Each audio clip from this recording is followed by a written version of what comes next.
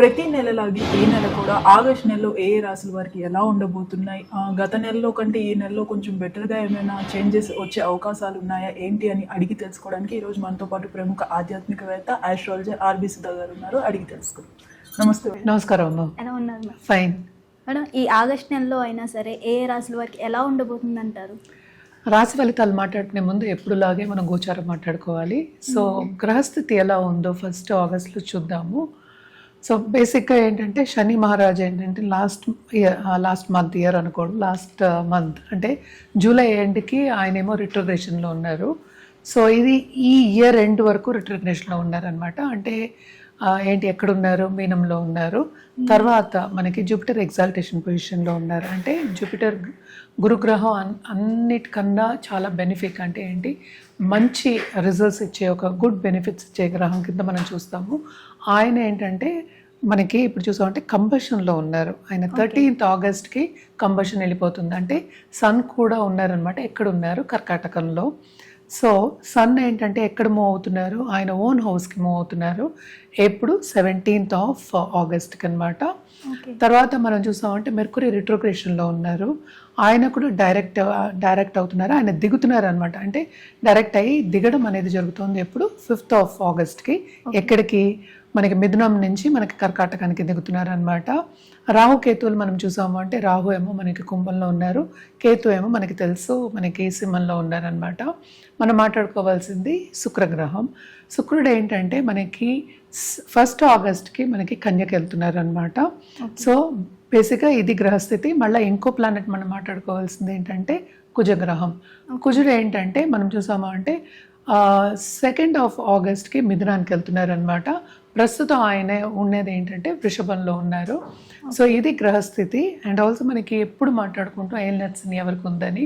ఏలినట్స్ అని కుంభానికి ఉంది, మీనానికి ఉంది, అలాగే మేషానికి ఉంది.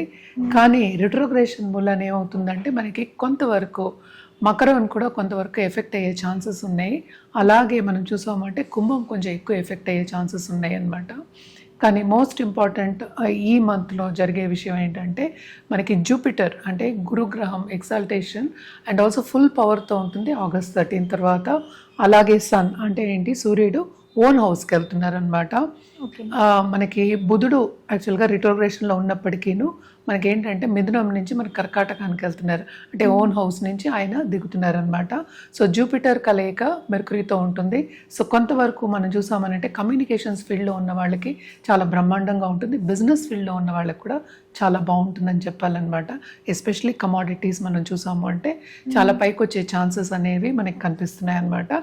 ఇది ఈ నెల గ్రహస్థితి. మనం ఇప్పుడు రాశి ఫలితాలు మనం మాట్లాడుకుందాం. 12 రాశులు అంటే 12 రాశులు. సో జనరల్గా మన పరిహారాలు ఎప్పుడు మాట్లాడుకుంటూ ఉంటాము. ఎంత బాగున్నా సరే 12 రాశుల వారికి ఎప్పుడు మనం మాట్లాడుకునేట్టు కొంతమందికి బాగుంటుంది, కొంతమందికి అంత బాగుండదు. ఈసారి మాత్రం తప్పక ఏంటంటే కర్కాటకానికి బాగుంది, అలాగే సింహానికి కూడా చాలా బాగుంది అనమాట. అండ్ ఆల్సో ధనురాశి వాళ్ళకి బాగుంది, అండ్ ఆల్సో వృశ్చిక రాశి వాళ్ళకి బాగుంది. అలాగే మనకి ఏలినాట్స్ అని ఉంది కనుక మనం ఎక్కువ కుంభం అలాగే ఏంటంటే మనం మేషం కానీ మనం మీనం కానీ చెప్పుకోవట్లేదు. అలాగే మనం చూసామంటే వృషభ రాశి వాళ్ళకి కూడా చాలా బ్రహ్మాండంగా ఉంటుందన్నమాట. ఇది జనరల్ ప్రెడిక్షన్స్. ఎంత బాగున్నా సరే పరిహారాలు చేయడం అనేది మానేయకూడదు. మనం ఎప్పటికైనా సరే మనం పాజిటివ్గా ఉండాలని మనం ఎప్పుడు చెప్పుకుంటూ ఉంటాం. సో పాజిటివ్గా ఉండడానికి చిన్న చిన్న పూజలు మనం చెప్పేది ఏంటంటే వాళ్ళు చేయగలిగింది మనం చెప్తున్నాం. ఎందుకంటే అందరూ ఈ కాలంలో ఒడిదుడుకులు అంటే ఏంటి తొందరగా పనులకు వెళ్ళాలి, పనులు చేసుకోవాలి అనే ఒక ధ్యాస మీదే ఉంటారు. ఎక్కువ టైం స్పెండ్ చేయలేకపోతారు ఆధ్యాత్మికంగా అనమాట. సో లేవగానే ఏంటంటే కొంతవరకు లక్ష్మీదేవిని తలుచుకోవడం, అలాగే రాహుకేతు పూజలు చేయడం కానీ, రాహుకేతు పూజలు కూడా సండే చేసుకోవచ్చు. అలాగే ఏంటంటే హోమాల్లో పాల్గొనడం కానీ, లేకపోతే లక్ష్మీ గణపతి హోమాల్లో పాల్గొనడం కానీ కంటిన్యూస్గా చేయడం అనేది మంచిది. ఈసారి మనకి తెలిసి ఇది ఆషాఢ మాసము, మనకి శ్రవణం కూడా వస్తుంది next month. So by the time అది వచ్చే లోపల ఈ ఆషాఢ మంత్ అంతా ఆధ్యాత్మికంగా గడపడం అనేది చాలా చాలా మంచిదన్నమాట. అలాగే మనకి గురు పౌర్ణమి కూడా వస్తుంది. సో ఎవరైనా సరే ఒక గురువుని పట్టుకుని ముందుకెళ్ళాలి, స్పిరిచువల్గా గ్రో అవ్వాలి అన్న వాళ్ళకి this is the best time ఆషాఢ మాసం. అండ్ ఆల్సో ఏంటంటే మనం నిత్యం పూజ చేసుకోవడం. అందరికీ నేను జనరల్గా చెప్పడం ఏంటంటే ఒక దీపం పెట్టుకోండి, నిత్యం పెట్టుకోండి, తప్పేం లేదు కదా. సో అది ఎంత టైం పడుతుంది? 3 to 4 minutes పడుతుంది అట్ ద మోస్ట్. స్నానం చేసి పెట్టుకోవాలి దీపం.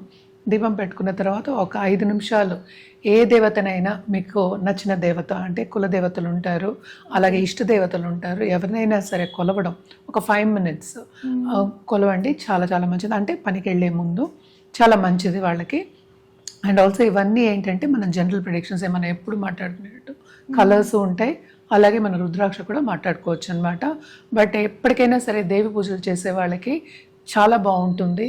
అంటే ఏంటి, మనం ఎప్పటికైనా సరే నెగిటివ్ని కూడా పాజిటివ్, అంటే దాన్ని దాటుకుని నెగిటివ్ కండిషన్ని దాటుకుని పాజిటివ్గా వెళ్ళడానికి స్ట్రెంగ్త్ అనేది వస్తుంది. ఎప్పటికైనా లైఫ్ అంటే ఏంటి, నెగిటివ్ ఉంటుంది, పాజిటివ్ ఉంటుంది, రెండు ఉండాలి. ఎందుకంటే ఎప్పుడూ బాగుండాలని మనం అనుకోవడానికి ఉండదు అనమాట. ఎట్లా అయినా ఎత్తు తగ్గులు అనేది common.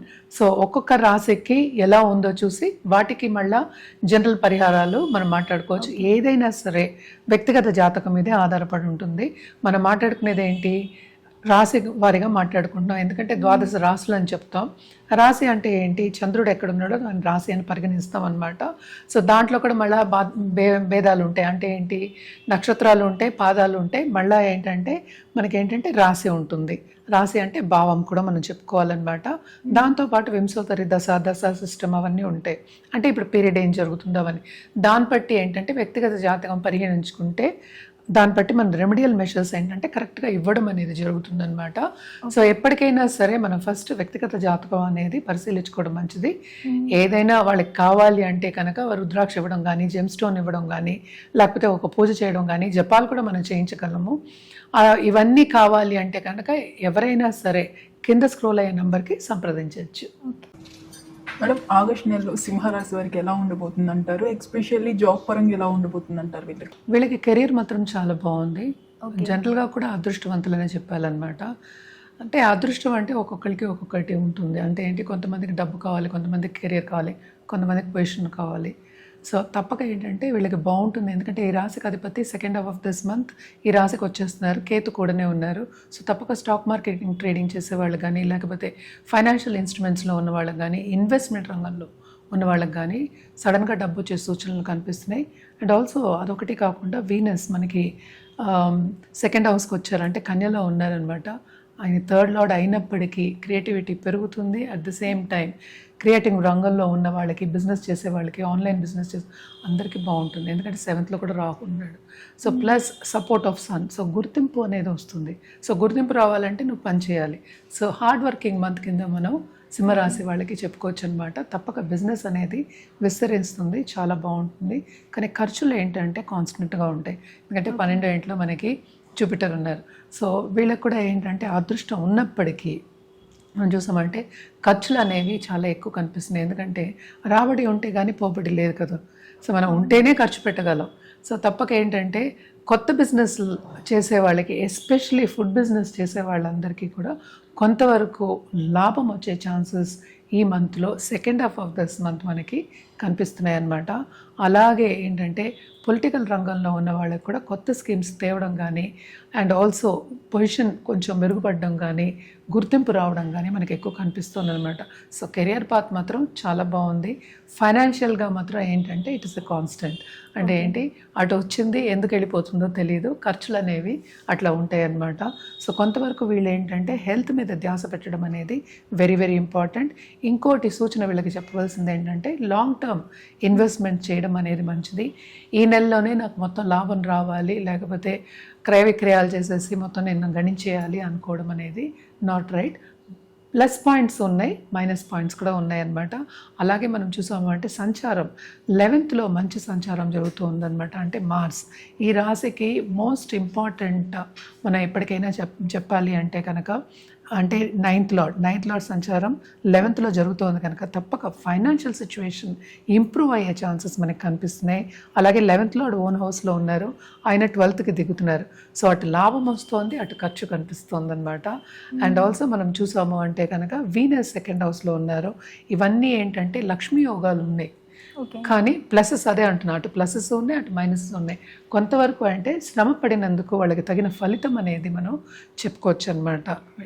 And also 10th lord సెకండ్లో ఉన్నారు కనుక కెరియర్ విస్తరింపు అనేది మనకి ఎక్కువ కనిపిస్తుంది. ఎస్పెషలీ క్రియేటివ్ రంగంలో ఉన్న వాళ్ళకి, ఉమెన్ ఆంట్రప్రినర్స్కి. అలాగే ఇప్పుడు ఏంటంటే వీళ్ళు కమోడిటీస్ చేస్తూ ఉంటారు చాలామంది. అలాగే షాప్స్ ఉంటాయి కదా, ఇప్పుడు ఆర్ట్ షాప్స్ అన్నీ ఉంటాయి.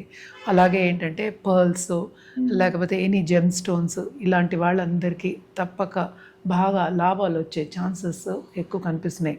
కానీ శ్రమతో కూడిన పని అన్నమాట. అలాగే ఇంట్లో అంటే మనకి మంచి వాతావరణం అనేది మనకి కనిపిస్తోంది. ఏదైనా సరే శుభ ఖర్చులు, అలాగే ఇంట్లో కూడా ఆధ్యాత్మికంగా కార్యక్రమాలు అనేవి జరుగుతూ ఉంటాయి. పూజలు కానీ లేకపోతే శుభకార్యాలు కానీ ఇవన్నీ కూడా జరిగే ఛాన్సెస్ ఉన్నాయి. ఇచ్చిపుచ్చుకోవడం కూడా మనకి ఎక్కువ కనిపిస్తోంది అనమాట. తప్పక ఏంటంటే శుభ ఖర్చులు అనేవి చాలా ఎక్కువ, దూబ్రా ఖర్చులు అనేవి కొంచెం తక్కువే ఉంటాయి. కానీ ఖర్చే.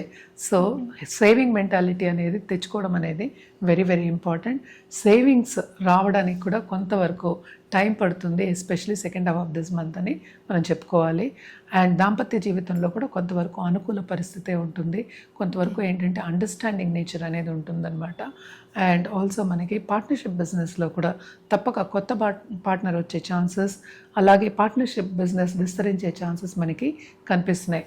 తప్పక ప్రముఖ వ్యక్తుల సత్సంబంధాలు ఏర్పడడం, అలాగే వాళ్ళ ద్వారా కొత్త బిజినెస్లు రావడం, కొత్త బిజినెస్లు కాకపోతే వేరే బిజినెస్లు పెట్టడానికి దారి చూపించడం, ఇన్వెస్టర్స్ రావడం, ఇవన్నీ ఏంటంటే కెరియర్ పాత్ మాత్రం బ్రహ్మాండంగా ఉందన్నమాట. వాళ్ళు అనుకున్నది సాధిస్తారు దాంట్లో, కానీ కొంచెం ఖర్చుతో జాగ్రత్తగా ఉండాలి. సో ఈ ఖర్చుల కోసం ఎలాంటి పరిహారాలు చేస్తే బాగుంటుంది అంటారు? తప్పక వీళ్ళు ఫస్ట్ ఏంటంటే కాన్సన్ట్రేట్ చేయవలసింది ఆదిత్య హృదయం చదవాలి. ఎందుకంటే హెల్త్ రీత్యా మనం చెప్పానుగా కొంచెం బాగానే ఉన్నప్పటికీ కొంచెం జాగ్రత్త పడడం అనేది మంచిది. అలాగే సన్ గాడ్కి, సూర్యుడికి అర్ఘ్యం ఇవ్వడం మంచిది. కాపర్ పాట్లో మనం పెట్టి సండే అర్ఘ్యం ఇవ్వడం అనేది రోజు ఇవ్వండి, మంచిదే. అలాగే గోమాతకి పూజ చేయడం అనేది మంచిదన్నమాట. ఎందుకంటే అన్ని ప్లానెట్స్ గోలో ఉన్నాయని మనం చెప్పుకుంటాం. సో తప్పక ఏంటంటే ఆధ్యాత్మికంగా కొంతవరకు అట్లీస్ట్ పొద్దున్న లేవగానే ఒక 10 minutes గడపడం అనేది మంచిదన్నమాట.